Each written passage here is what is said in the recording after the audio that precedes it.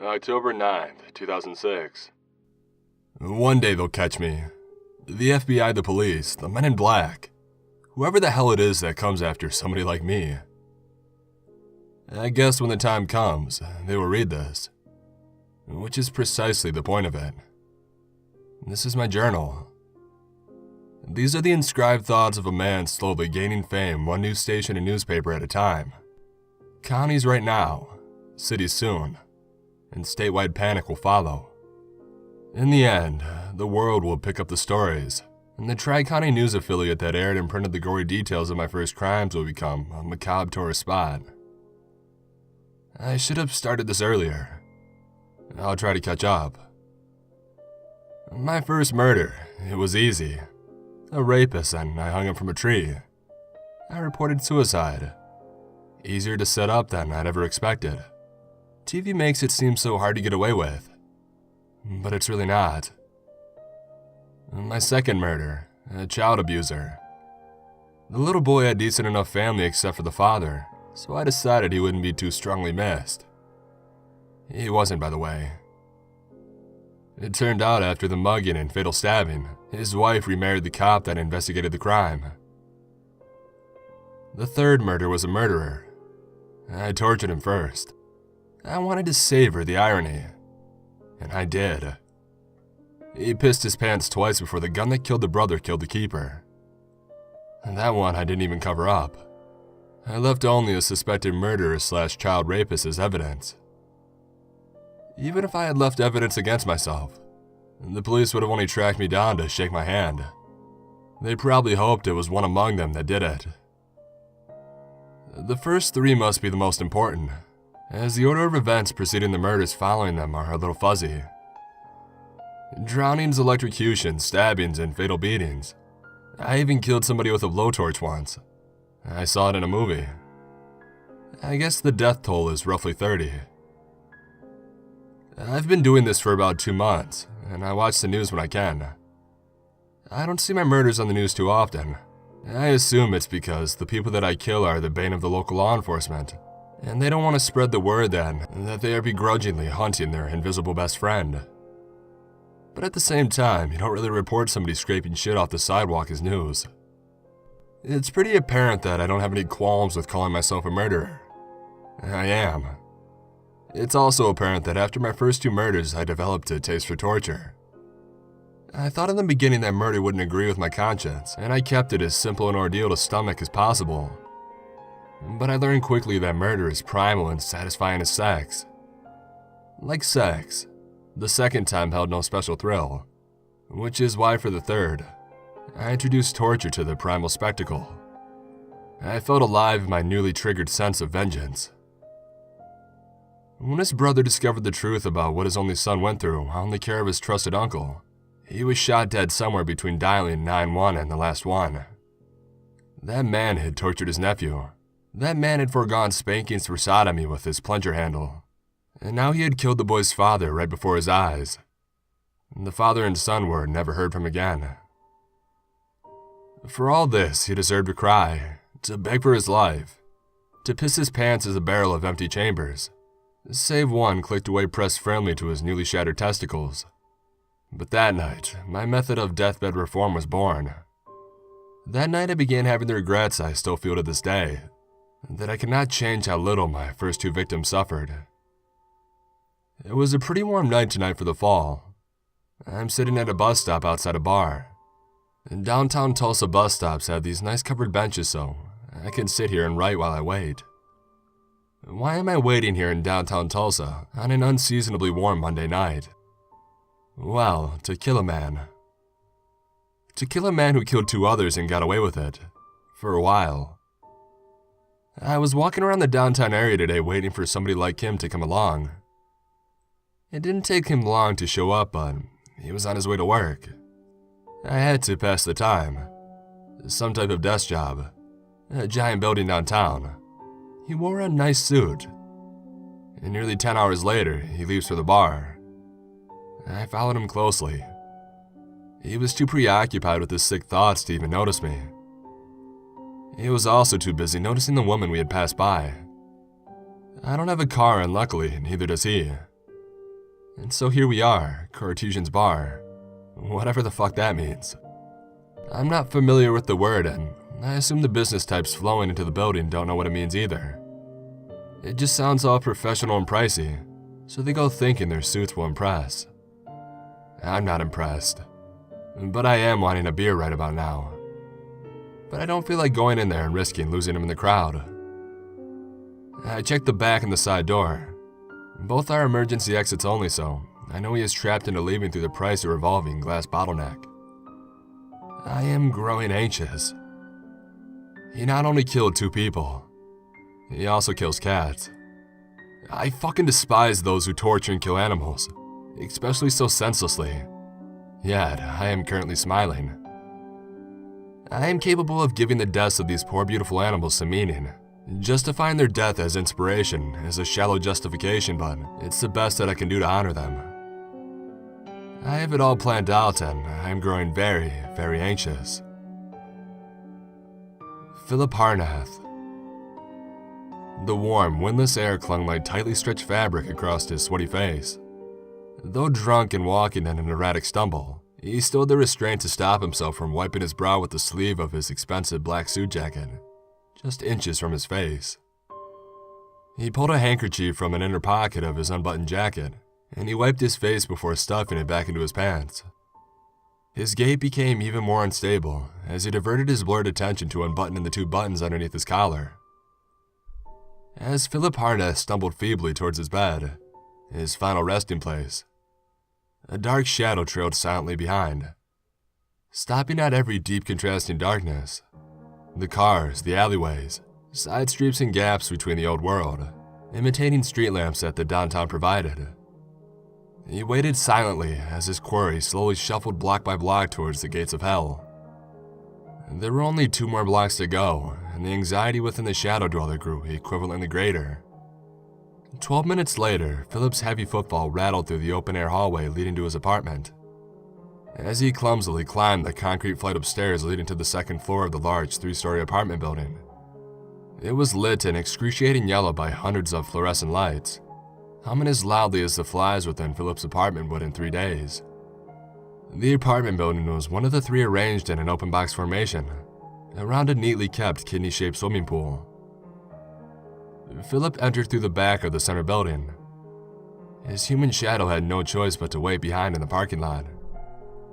No matter how drunk, Philip would have had no trouble making out such a dark and menacing figure bathed in bright yellow light. He knew which apartment belonged to his prey. Before sunrise, it would become his tomb. Philip had the deadliest vice a marked man could possibly have: repetition. He would drink every night he could at the same bar, and stumble home around the 11:30 mark to pass out for roughly 5 hours, before waking to wash off the previous night's excesses and stumble hungover into work. The hangovers were described to his office mates and employees as frequent migraines, and with a little acting, he was able to pull off the illusion. It was his life before business college that had marked him. It was his animal torture and constant alcoholism that had sealed his fate. An hour of silence slowly passed by, and a natural sentient shadow entered the electric yellow glow and ascended the stairs without making a sound. A small snapping sound and a muffled cry woke Philip from his dreamless sleep. Instinctively trying to sit up, upon the realization that the muffled cry was his own, he nearly pulled his shoulder out of socket and fell back to his bed with a grunt. He was tied down. Bedsheets wound around his wrists, waist, ankles, headboard, and footboard. He tried to scream despite the realization that he was also gagged. The room was completely dark and a small piece of flesh on the right side of his stomach stung. He screamed and struggled himself breathless in less than 3 minutes. He felt 2 objects slide firmly into his nostrils. A strip of duct tape soon sealed them in place. "You have asthma, Phil," a slightly gravelly voice casually informed him in a low, emotionless tone. "You might just want to concentrate on drawing as much air as you can through that towel in your mouth." Philip kept total darkness and silence during sleep. Heavy curtains blocked out completely the yellow aura outside his bedroom window. You could hear the voice clearly.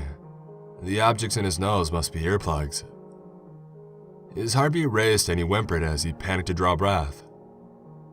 Oh, a Red Ryder BB gun. I used to have one of these. I never shot cats with them. I would never even pump them more than once, if there was even a remote chance an animal was near. You pumped it 10 times and aimed at a cat's neck and its eyes.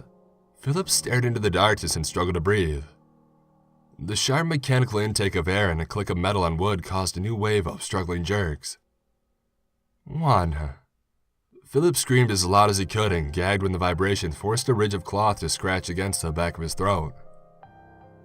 Phil, you have night terrors. Thick walls and neighbors who no longer check on you. I could ungag you if you'd like. Would hearing yourself scream make you feel better? Ignoring the muffled frantic attempts at responding, he pumped the air gun once more. 2. This is as far as I've ever gone when I was planning on shooting at one of my friends when I was younger. 2 pumps is what I hit you with a couple minutes ago. I always wondered about 3. 2 is just kind of funny from 10 feet away, but I hit you from about 3 feet away. I kind of felt bad. I should have backed up a little more, huh? Phil no longer responded, his breathing growing weaker as his saliva wetted the towel too much to breathe properly. His entire focus was on staying as panic enough to focus on filling his lungs, but each new casual statement and inquisition from his tormentor, delivered in an increasingly bright and friendly manner, brought with its casual hospitality new waves of terror. Oh, are you bleeding, Phil? Phil's only reply was a low whimper. I want to know if you're bleeding, he stated as the bedside lamp to Phil's left flicked on. He noticed Phil's nude, semi-muscular body glistening with sweat, as his scared brown eyes quivered, and his intoxicated pupils slowly shrank. His curly brown hair dripped even more sweat across his already soaked forehead. You shouldn't sleep naked, Phil. You never know, you might get robbed or attacked in the middle of the night. Phil strained to make out his captor, but could only make out a dark trench coat and long dark hair, and the low light of the 40-watt bulb barely penetrating beyond the lampshade. The menacing figure moved back to the bed where he nearly blended in with the darkness. No, you're not bleeding yet. He began again as he slowly pumped the air rifle a 3rd time and stated, 3. He backed up into nearly complete darkness and raised the rifle's sight to his eye. I'm about 6 feet away when I'm up against the wall, he stated slowly as he focused on his aim. Aim is really important, you know, especially right now. It's dark and you're naked. It'd be really easy to hit something you're not aiming for if you weren't paying attention. Phil's intent gaze into the darkness cringed away as he turned his head to the right.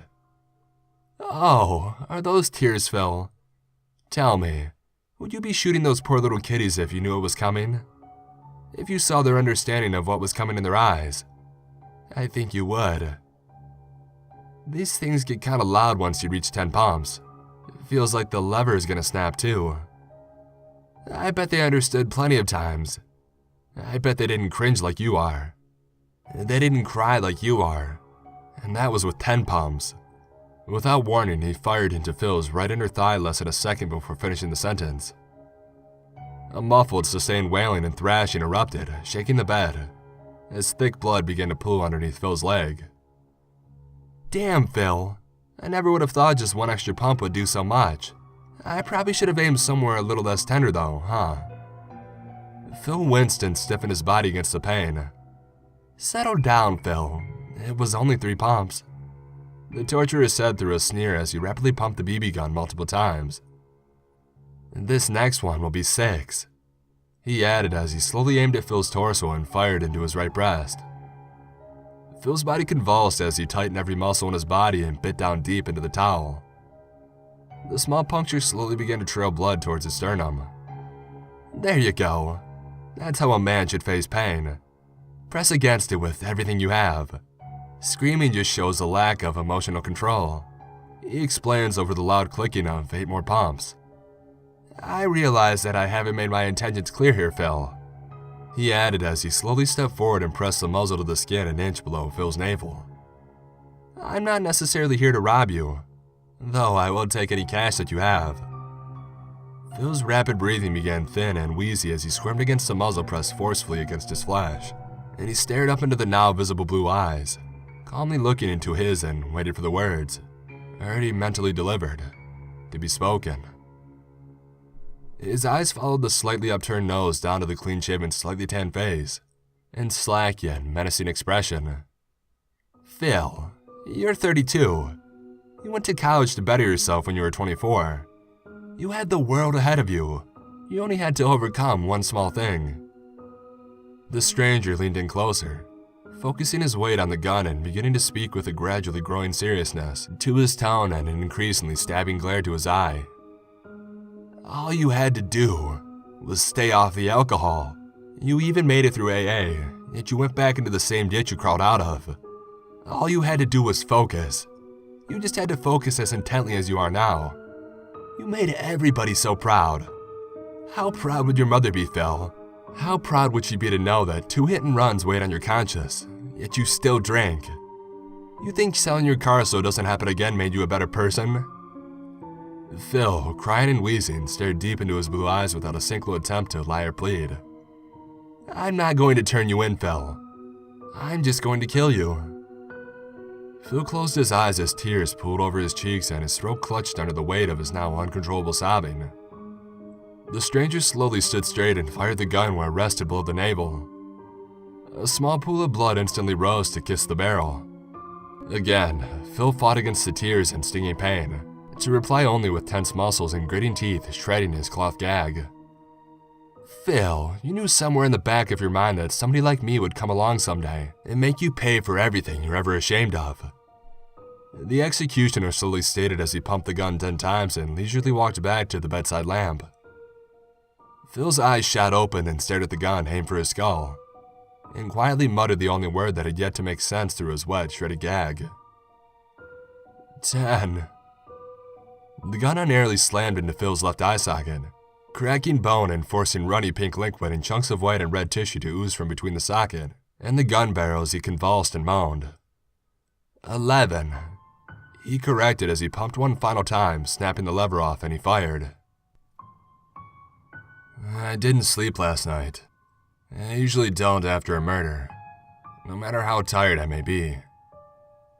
Watching the sunrise through the thick clouds, it's still morning and it's starting to sprinkle. Last night's victim was kind enough to buy me breakfast, and daylight donuts and milk. Sitting on a bench in Woodward Park and eating, writing whatever the hell I can make interesting. After I'm done, I think I'll take a walk around Swan Lake. Swan Lake is a large, beautiful pond filled with different species of waterfowl. It has a couple of islands and a fountain in the center. I don't really know who may end up reading this in the future, but it may surprise you to know that the most tranquil and beautiful places are often the places you are most likely to meet somebody with a guilty conscience. The last time you were at a place like Swan Lake, you probably saw somebody standing at the edge of the water, fixated solely on the ripples. No matter how noisy or crowded the area surrounding him gets, he remains completely lost in his own reflection. This person is likely a murderer or rapist. He is there because the uneasy, chaotic memories of his dark actions hammer away at his conscience and he is looking for anything to dull the pain. It's places like these that I find one of the most common type of prey. Repentant offenders. Not all of them deserve the type of punishment that I specialize in. Sometimes they just need to be scared. Sometimes they need reality to manifest the fears they try and pretend are simply paranoia. Philip Harnath, last night's victim, was one of these repentant offenders, but it was clear that no consequence, save death, was high enough to sober him up before another died at his hands. It was true that he sold his car, but he sold it out of the fear of it becoming all the evidence needed to tie him to the 2 deaths. He would have bought another. He would have drank more. He would have swerved uncontrollably into a child, a young couple, or maybe even an entire family. The donuts are gone. The rain is lightening up.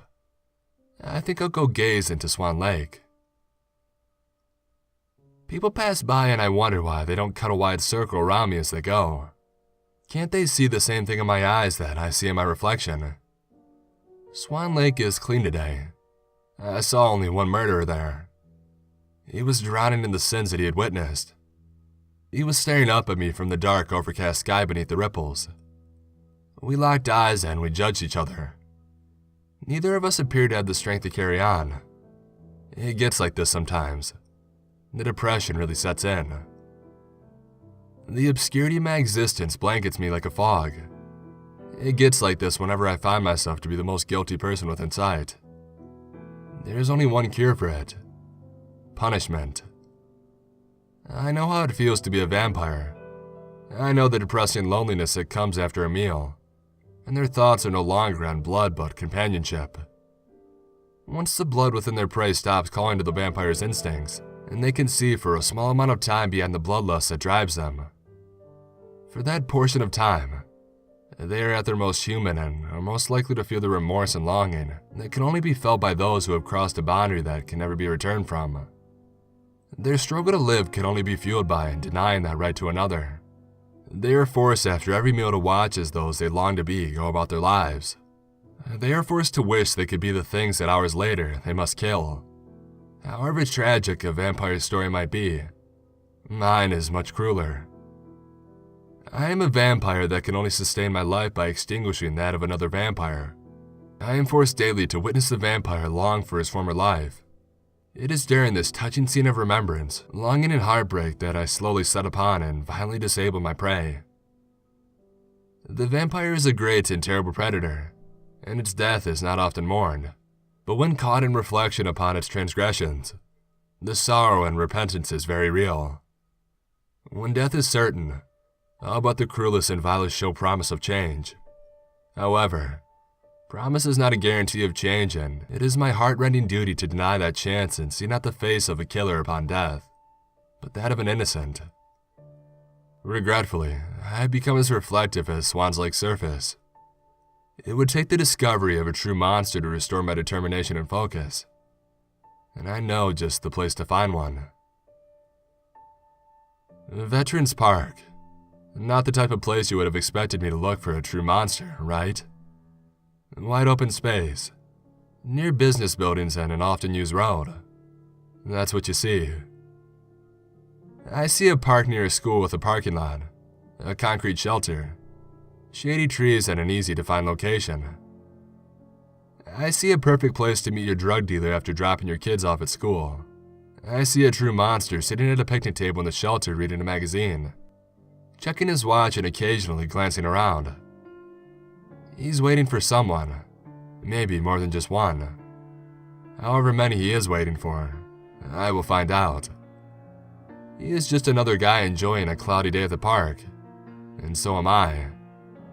As he sits and innocently reads his magazine, I will find a tree a couple 100 feet from him, and coincidentally within perfect view of him, and read Fahrenheit 451. I always wanted to read it. I wondered if Phil ever did, and if so, his copy shows no signs of it.